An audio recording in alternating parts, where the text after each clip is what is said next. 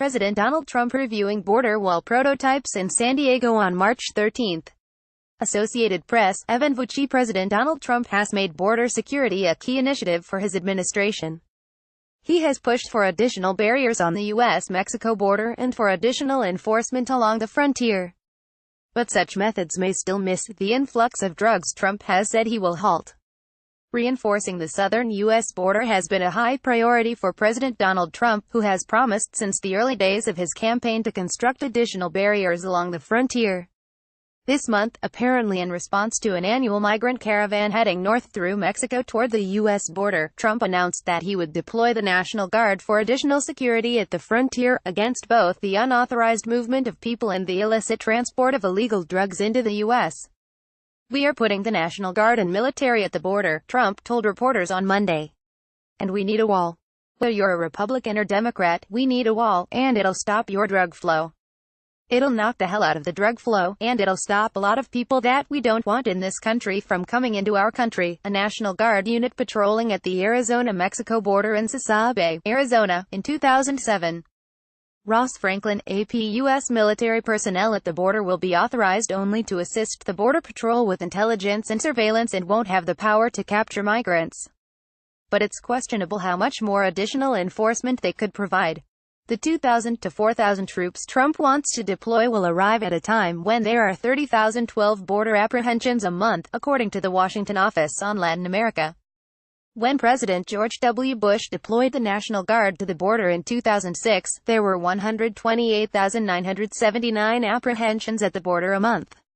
And based on reports from the U.S. Drug Enforcement Administration and other government officials, more troops along the border may miss the mark when it comes to staunching the flow of illicit narcotics into the U.S. The U.S. Drug Enforcement Administration said in its 2017 National Drug Threat Assessment, however, that Mexican transnational criminal organizations transported illicit drugs into the U.S. across its southwest border using varied methods. The most common method employed by these TCOs, it said, involves transporting illicit drugs through U.S. ports of entry in passenger vehicles with concealed compartments or commingled with legitimate goods on tractor-trailers. The 48 official land crossings that see the passage of millions of people, vehicles, and cargo every day, and are already staffed by law enforcement and customs officials, also see the vast majority of illegal drug shipments.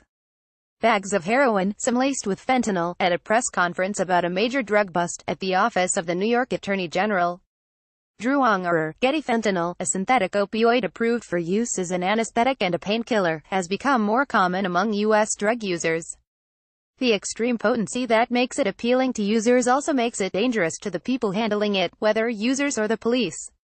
Some pharmaceutical fentanyl is diverted from healthcare facilities, though typically on a small scale and intended for personal use. Fentanyl is transported into the United States in parcel packages directly from China or from China through Canada, and is also smuggled across the SWB from Mexico, the DEA said in its 2017 report. Large volumes of the drug are intercepted at the southwest border, though those seizures are typically of lower purity. Smaller volumes of the drug arrive via mail from China, but those shipments are higher in quality and therefore more dangerous and more valuable. The fentanyl from China comes in two ways. One, through the use of the U.S. postal system, which lags behind in terms of the technology that is required to be able to go through packages coming from foreign countries. Mike Vigil, the former chief of international operations for the DEA, told Business Insider in a spring 2017 interview. The second method of smuggling into the United States is that the fentanyl and the analogs flow from China into Mexico, into the drug cartels, and then across the U.S.-Mexico border, Vigil added. Like heroin or cocaine, a small amount of fentanyl can fetch a high price. With compact and expensive product, Adam Isaacson of the Washington Office on Latin America noted last year, it's not surprising that smugglers don't bother to transport it between ports of entry. U.S. Border Patrol agents in Texas last year with bales of marijuana found about 20 miles from the U.S.-Mexico border. One agent said smugglers just leave it and come back another day. AP photo, Rodrigo Abad. Marijuana is the only drug covered in this assessment that is predominantly smuggled between, instead of through, the ports of entry, the DEA said in its 2017 report.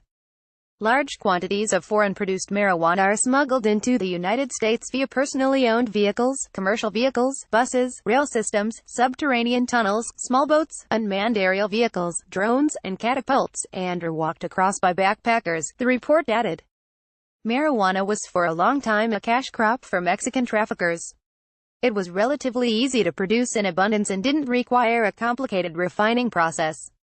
If smuggled across the border in bulk, it could generate a tidy profit. But with legalization, the dynamics of the marijuana trade have begun to shift. Legalization in the U.S., in California in particular, has triggered a reverse in traditional smuggling patterns. When California dispensaries opened for recreational sales at the beginning of this year, Mexicans were in line, waiting to transport legally purchased weed back across the border. "You are buying quality and a safe product," Roberto, one such customer, told El Universal.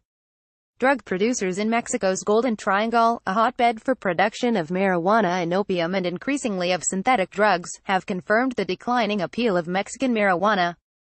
One self-described Sinaloa cartel operative said the price of a kilo of marijuana had fallen from about $74 in 2010 to a little more than $26 at the end of 2017. "We keep sending chiva, perico, crystal," he told the Sinaloa state-based newspaper Rio Doce, referring to heroin, cocaine, and meth respectively. The only one that decreased was mota, or marijuana. Trucks waiting to cross into the U.S. at the World Trade Bridge in Nuevo Laredo, Mexico, in 2016. Thomson Reuters. If the ports of entry that dot the southern frontier are the front line against the influx of illicit narcotics, then some of the personnel manning them are feeling overlooked. Agents at the Laredo North Port Entry in Texas told the Associated Press earlier this year that they're undermanned and, at times, overwhelmed by the traffic at their checkpoint. Agents at the port have about 10 seconds to check the drivers of each of the roughly 9,000 vehicles they see a day and decide which ones to refer for further inspection. The fiscal year 2019 spending bill Trump signed earlier this year included about $50 million for new towers at the border, $87 million for remote video surveillance, and $20 million for ground sensors. Total new spending on these items was a little less than $1.2 billion, a congressional aide told the Wall Street Journal. Customs and Border Protection is short-handed and struggling to meet its personnel quota. As of March 17, the Border Patrol, which is a part of CBP, had 19,346 agents on duty, fewer than the 21,370 it is required to have. The agency has struggled for years to keep hiring, even with the rate of agents quitting or retiring, according to CNN. The Border Patrol has mounted a recruiting campaign across the U.S., touting the fun parts of the job, like riding ATVs and horses. "If you like to hike, you get paid to go out there and hike," a spokesman told Frontiers earlier this year.